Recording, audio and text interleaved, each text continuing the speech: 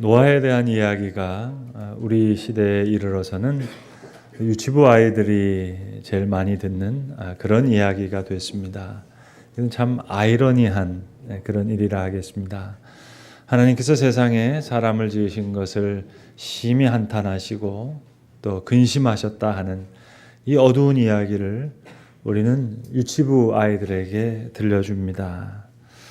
또 방주의 지붕을 열면 꺼냈다 집어넣었다 하는 동물 장난감으로 만들어서 말입니다. 성경에 나오는 수많은 어두운 이야기 중에서 사실 가장 어두운 이야기라고 할 수 있는 이 노아의 홍수의 이야기를 우리는 재밌는 율동을 만들어서 재밌는 노래와 함께 우리 아이들에게 들려줍니다. 그 이유가 궁금합니다.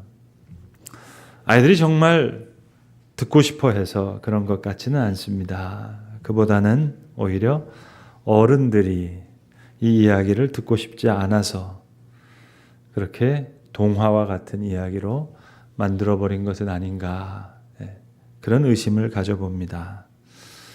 걸리버 여행기를 여러분 잘 아실 텐데요. 그 걸리버 여행기는 원래 인류를 아주 신랄하게 비판하는 내용입니다. 근데 사람들은 걸리버 여행기를 만화 영화로 만들어 버렸습니다. 모비 딕이라고 하는 작품, 그 내용은 실제로 하나님을 신랄하게 비판하는 내용입니다. 그런데 사람들은 큰 고래와 사투하는 모험 이야기로 그렇게 생각합니다. 길고 긴 하나님의 아픔과 또 열심, 나이 많은 한 노인의 아프고 긴 믿음의 이야기를, 그리고 상당히 시끄럽고 또 냄새도 많이 났을 방주의 이야기를 우리는 작은 동물을 넣었다 뺄 수 있는 그런 장난감 이야기로 만들었습니다. 아이들이 특별히 이 이야기를 좋아해서가 아니라 어쩌면 어른들이 생각하고 싶지 않아서, 또 심각하게 대면하고 싶지 않아서, 그래서 진지하게 여길 필요가 없는 그런 이야기로 만들어버린 것은 아닌가, 그런 생각을 좀 품어봅니다. 그래서 오늘 짧게나마 노아에 대해서, 그리고 방주에 대해서, 그리고 오늘 본문에서 우리가 읽은 방주 밖에 있는 한 잎사귀에 대해서 좀 생각을 나눠보고자 합니다. 노아를 직접 만나본 적은 없지만 그가 한동안 지독한 바보처럼 보였을 것은 분명합니다. 3층 높이의 배가 그 안팎으로 역청이 칠해져 있습니다. 그런데 가까운 항구는 눈에 보이지 않습니다.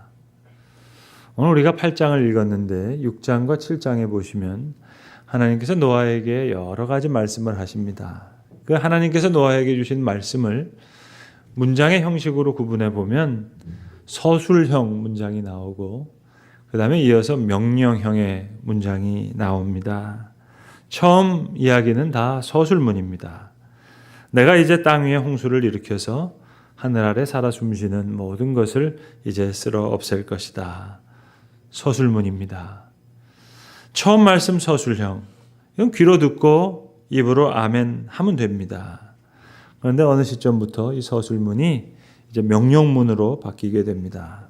너는 코르페 나무를 가지고, 예전 성경은 잣나무로 번역을 했습니다. 잣나무를 가지고 방주 한 척을 만들어라. 이제는 이론의 문제가 아닙니다. 노아는 결정해야 됐습니다. 어느 쪽을 택하든지, 그것이 하나님의 음성이든지 아니면 내가 잘못 들은 환청이든지 거기에 따라 살아가야 했습니다. 이젠 표정을 봐서는 알 수가 없습니다. 그의 발을 지켜봐야 됩니다. 어느 쪽에 인생을 걸 건지, 어떻게 결정할 건지 그 진실을 말해주는 것은 우리에게도 마찬가지입니다. 우리의 입술이 아닙니다. 우리의 발입니다. 결국 그 발이 어느 쪽으로 움직일지, 아니 움직이기는 할지, 결국 사람의 본질은 그것으로 요약됩니다. 우리가 이력서라고 하는데요. 그 이력이라는 말 자체가 한자로 풀면 신발이 걸어간 길입니다. 자, 이제 노아는 그의 발을 옮겨 잣나무를 찾으러 갑니다. 목재 저장소를 찾아갔을 겁니다. 그가 그 목소리에 인생을 건 겁니다. 하나님의 명령문. 이제는 귀와 입으로 믿을 수 있는 그런 영역이 아닙니다. 발이 따라가야 하는 믿음. 여러분 공부도 그러잖아요. 머리로 하는 것이 아니라 엉덩이로 하는 거라고. 이제는 표정이 아니라 노아의 발에 그 믿음이 있습니다. 여러분 하나님이 저와 여러분을 사랑하십니다. 이거 우리 귀와 입으로 믿을 수 있는 거예요. 하나님께서 여러분에게 은혜 베풀어 주시기를 원합니다. 아멘 하면 되는 거예요.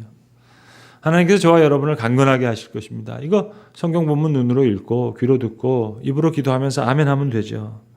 서술문은 눈으로 귀로 입으로 그렇게 믿을 수 있는 영역이지만 명령문은 다릅니다.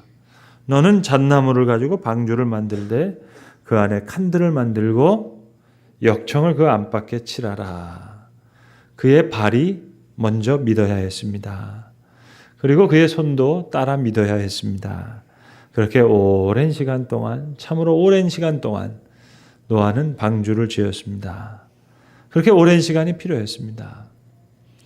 근데 성경을 보시면 말입니다. 오늘 우리가 8장을 읽었는데 6장, 7장에 보시면 하나님께서 노아를 참 착하다 이렇게 얘기하세요. 정직하다. 내가 너의 자녀들 참 의롭게 생각하신다.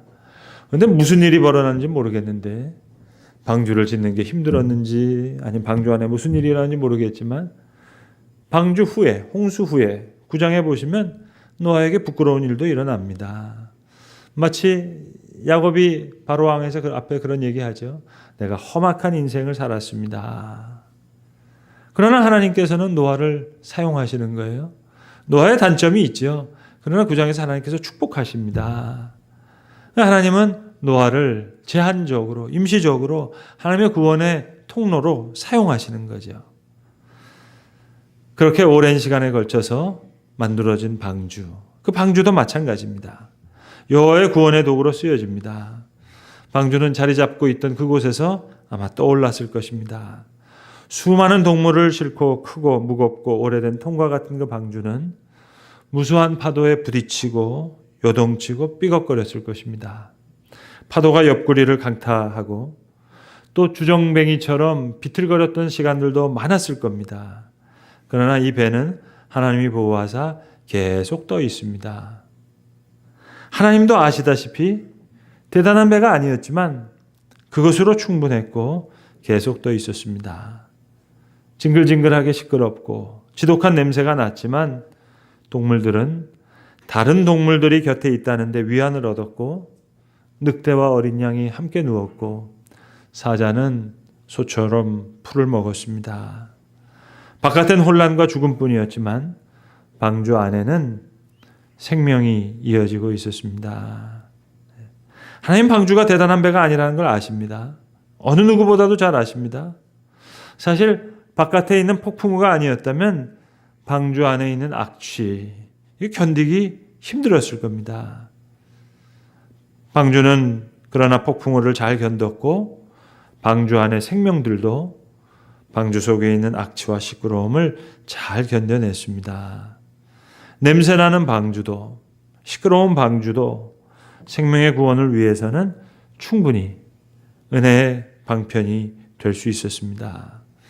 방주는 서로에게 정말 필요한 곳이자 서로의 필요성을 잘 알게 되는 그런 곳이었습니다.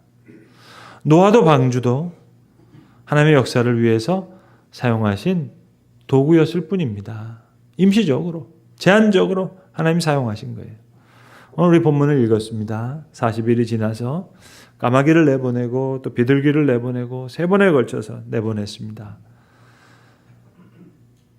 비둘기 입에 물고 온 놀라운 감람나무 잎사귀, 그리고 다시 돌아오지 않은 비둘기, 이건 다 우리가 상상하는 것보다 훨씬 더 귀중한 실제입니다. 방주 너머의 새로운 세계를 증언합니다. 방주 밖에 새롭게 펼쳐지는 진정한 새로운 생명의 세계를 증언합니다.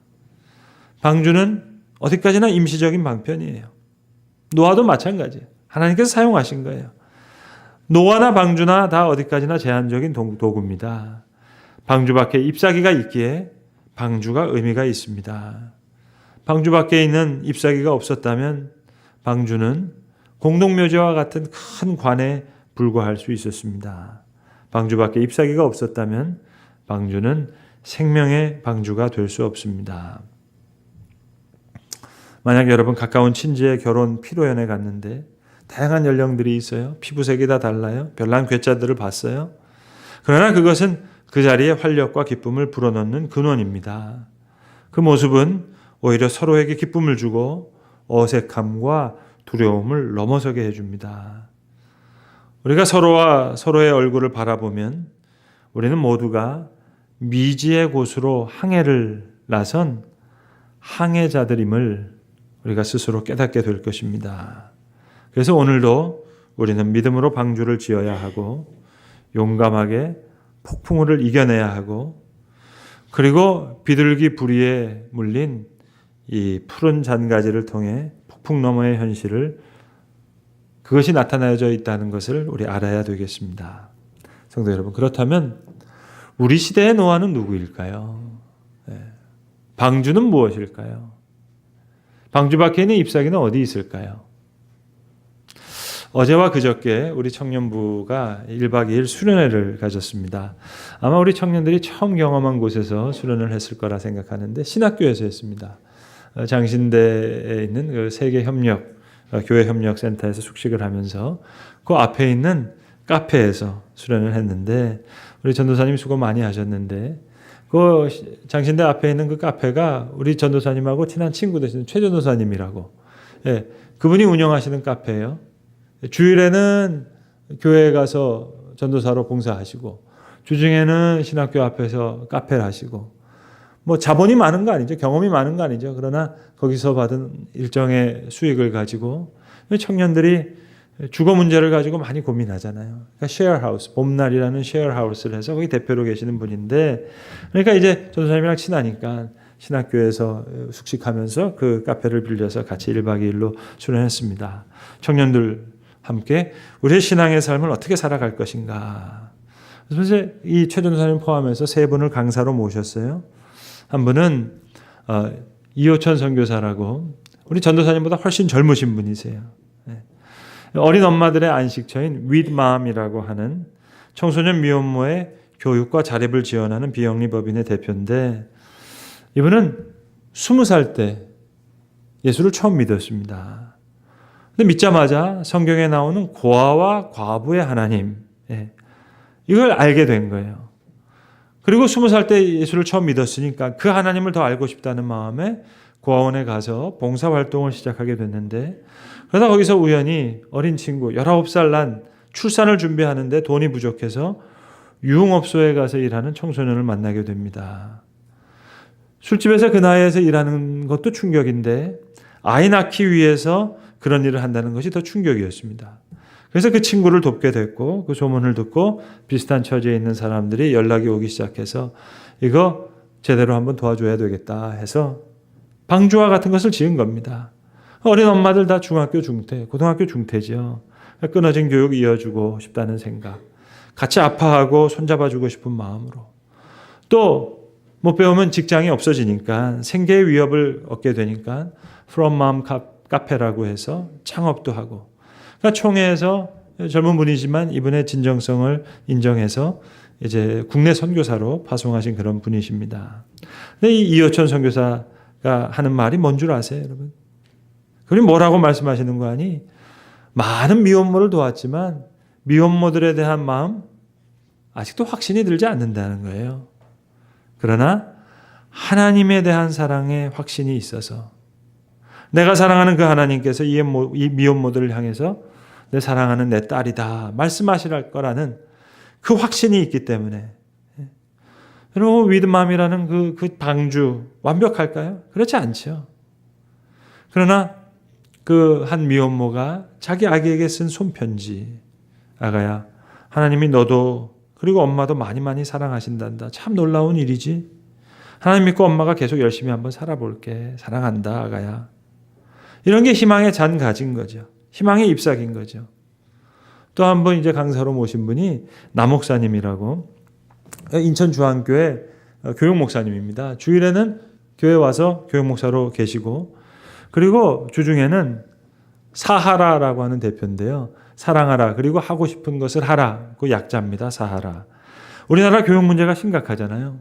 꿈을 찾는 청소년들, 청년 대학생들 자기 소질, 재능 찾아서 자기 비전을 결정하고 실현하는 일 돕는 하나의 워크숍형인 교육, 참여형인 교육 이거 개발하는 분이세요. 여러분 그 사하라 완벽할까요? 쉐어하우스 봄날 완벽할까요? 그러나 젊은 사역자들이 나름 기도하는 마음으로 하나님의 소명을 받아서 충성된 마음으로 순종하면서 그 길을 걸어가는 분들이죠. 아마 청년들도 도전을 많이 받았겠지만 저는 제 생각엔 그 세 분 강사님이 더 위로를 많이 받았을 것 같아요. 왜? 우리 교회 청년들이 그분들에게는 방주 밖에 있는 잎사귀와 같은 존재들이었을 테니까, 비둘기 같은 존재들이었을 테니까. 여러분 왠지 1박 2일 수련회 같이 한 것 같지 않으세요? 제가 다른 은사는 없는데 요약하는 은사가 있어야죠. 여러분 노아가 방주를 짓는 것 같지만 하나님은 잎사귀를 준비하시거든요. 이게 하나님께서 일하시는 방식입니다. 방주는 어찌 보면 방주를 넘어 있는 잎사귀를 위한 것이고 잎사귀는 방주에게 존재의 의미를 부여합니다. 뉴욕 맨해튼에 있는 미디머 장로교회를 제가 한번 갔을 때 그 교회 캐치프레이즈가 너무 마음에 들었어요. 그대로 우리 교회 캐치프레이즈로 베껴오고 싶었습니다. 다른 게 아니에요. 우리는 사람들을 돕는 그 사람을 돕는다. We help people who are helping people. 지난주에 설교 후에 제 마음에 감동이 있어서 레바논에 계시는 김영화 선교사님이라는 분하고 좀 연결을 했습니다. 수년 전에 순종이라는 제목의 영화가 나왔는데 그 영화에 실제적으로 우간다에 계신 선교사님 한 분, 레바논에 있는 이 김영화 선교사님, 그리고 필리핀에서 쓰레기 마을 선교하시는 선교사님 세 분이 주인공으로 나오는 영화인데 그분이십니다. 레바논에는 베카 계곡이라고 하는 광야에 한 500명, 600명 난민 아이들 학교 운영하시는 거예요. 학교라 그래봤자 컨테이너 박스 이걸 가지고 이제 학교 만든 거죠. 거기서 교육하시는 분인데 뭐 시리아 난민 아이들에게는 그게 하나의 방주겠죠. 거기 가서 한 4일간 이 난민촌 학교에서 함께 시간을 보내오고 돌아오는 그런 일정을 잡았습니다. 다녀와서 여러분에게 보고하고 우리 교우들이 좋아하시면 성탄 헌금이라도 한 몇 년간 이 난민촌 사역을 위해서 보내면 참 좋겠다. 이제 그런 생각을 좀 하고 가는 건데요. 예전에 돌아가신 이태석 신부님 울지마 톤스 그런 영화 볼 때는 저도 남수단에 있는 내전 보면서 바로 옆에 있는 우간다가 있으니까 난민촌이 있다는 걸 알고 좀 관심 가졌는데 몇 년 지나니까 관심이 좀 시들어져요. 시리아만 하더라도 몇 년 전에 관심이 뭐 많았을 때는 많이 돕고 그랬다 그러는데 영화 나왔을 때는 좀 관심 갖다가 또 몇 년 지나면 시들어지고 그러나 하나님께서는 엘리야에겐 까마귀를 통해서 먹이시기도 하고 오늘 노아에게는 비둘기를 통해서 감람나무 잎사귀도 물어오게 하시니까 하나님 노아도 사용하시고 방주도 사용하시고 방주 밖에 잎사귀도 사용하시던데 노아가 됐던 뭐 방주가 됐던 잎사귀가 됐던 하나님의 역사의 도구와 방편이 될 수만 있다면 그건 한없는 영광이고 은혜겠다 하는 생각을 해봅니다. D.L. 무디, 드와이트 무디가 한 유명한 말이 있습니다. 성경을 읽는 사람은 100명 중에 1명밖에 안 된다는 거예요. 나머지 99명은 성경을 읽는 것이 아니라 크리스천을 읽는다. 작년 2달 동안 안식오를 하면서 주로 읽었던 책들이 정교회에서 나온 책들이었습니다. 한 달은 매주일 정교회에서 예배 드렸습니다. 정교회는 자신들이 원조로 생각하니까는요. 자기네 역사는 2000년이고 카톨릭은 300년 후에 자기한테 갈려나간 돌아와야 될 형제라고 생각하고 우리 개신교는 또 1500년 후에 갈려져 나간 아들뻘 되는 본인들이 원조라고 생각하죠. 초대교회로부터 이어진다고 생각하니까. 그러니까 정교회는 각 나라에 들어가면 러시아에 들어가면 러시아 정교회가 되고 루마니아에 들어가면 루마니아 정교가 되고 그리스에 들어가면 그리스 정교가 되는 거예요. 지금 세계 인구 중에 2억 명 이상이 정교회 교인인데 특별히 저는 그 25시라고 하는 작품을 썼던 게오르구 이분이 루마니아 정교회 사제입니다. 이분이 정교회에 대해서 쓰신 책이 여러 권 있는데 여름에 그 책을 제가 다 읽었습니다. 그 책이 저에게 제일 도움을 줬습니다. 정교회를 이해하는데 두 가지를 제일 크게 느꼈는데요. 첫 번째는 정교회는 완전히 사제 중심의 교회예요. 그런 의미에서는 우리 개신교가 훨씬 뛰어나죠. 우리는 만인 제사장이니까. 이 정교회는요. 사제 중심의 교회이기 때문에 저 수도원에 사제들이 들어가 있고 수도사들이 들어가 있고 거기서 나오는 부스러기 은혜 같은 것을 교인들이 생각하는 거예요. 루마니아 같은 경우는 전쟁 중을 많이 겪다 보니까 사제가 있는 곳이 교회인 거예요. 사제가 하고 있는 수토를 펴면은 교회가 되는 거예요.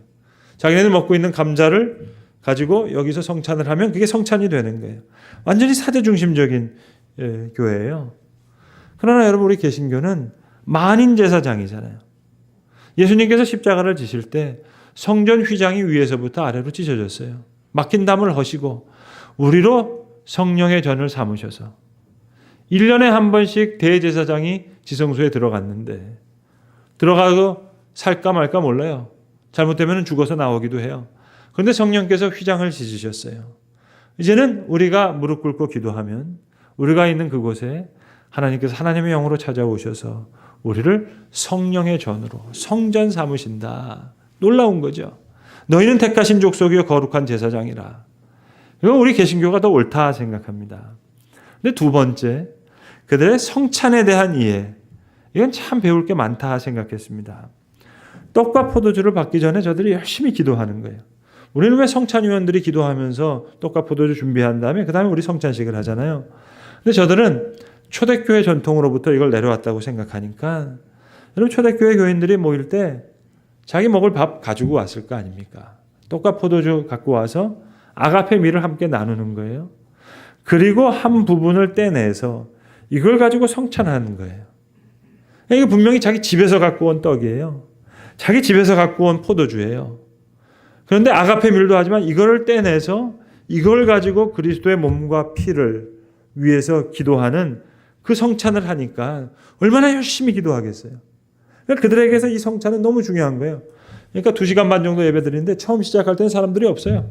근데 떡 먹을 때는 다 기어 들어와요. 그래서 그 떡 받는 거예요. 개신교 목사 나부랭이는 그거 못 먹어요. 자기가 함께 세례받고 자기들이 함께 신앙을 나오는 그 신앙의 공동체의 미일이니까. 그러나 여러분, 우리 개신교는 떡과 포도주를 그리스도의 살과 피를 기념하는 것을 기념하지만 사실 우리의 이해가 파워풀하다고요. 우리는 만인 대제사장이 되어서 그리스도가 교회의 머리가 되시고 교회는 그리스도의 몸이 돼서 우리는 그리스도의 몸된 교회의 손과 발이 되어서 살아간다. 성도 여러분, 하나님께서 이 세상을 보시고 기뻐하시면 그거 기쁜 일이죠. 하나님께서 노아를 바라보시고 기뻐하셨어요. 그런데 만약 하나님께서 마음 아파하시고 하나님이 근심하신다면 하나님은 우리 시대에도 이름 없는 작은 노아들을 부르시고 이름 없는 작고 큰 방주들을 부족하지만 제한적이지만 임시적이지만 사용하실 겁니다. 그리고 방주 밖에서 잎사귀를 준비하시면서 새로운 세계를 열어가실 걸로 그렇게 믿습니다. 우리 교회가 시작했던 그 해였던 것 같은데요. 2010년도에 여러분 아마 기억하실지 모르겠어요. 송도에 바이블 엑스포라고 하는 큰 행사가 있었습니다. 그래서 센트럴 파크 옆에 이 갈색 병으로 만든 실제 방주의 크기로 된 방주를 만들어 놨었어요.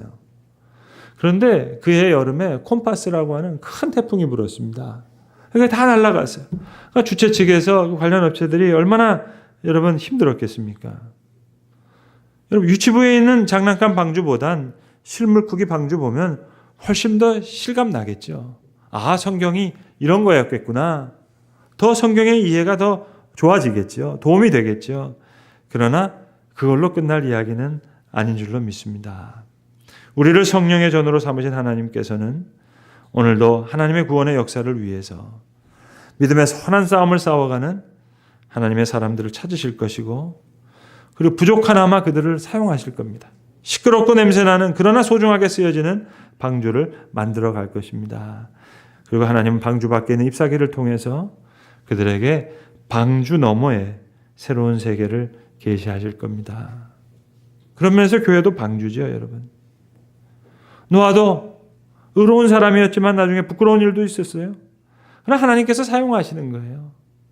제한적으로 사용하시는 거예요.